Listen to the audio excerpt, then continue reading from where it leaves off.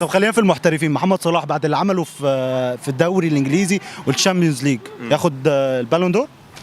بص، هو محمد صلاح لا يقارن، بس هما بره يعني اخرهم ايه يمجدوك كده، لكن مش هيحطوك وسطهم، مش هيدوك يعني اقول لك انت جامد انت برافو خد جوائز صغيره كده، لكن ان هو يبقى احسن لعيب في العالم والكلام ده مش هيحطوك وسطهم.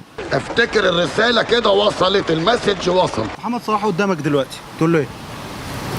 اقول له كمل زي ما انت، وشجع نفسك اكتر وما تقفش، واحنا فرحانين بيك بس، وشرف لينا ان انت تكون مصري بس كده.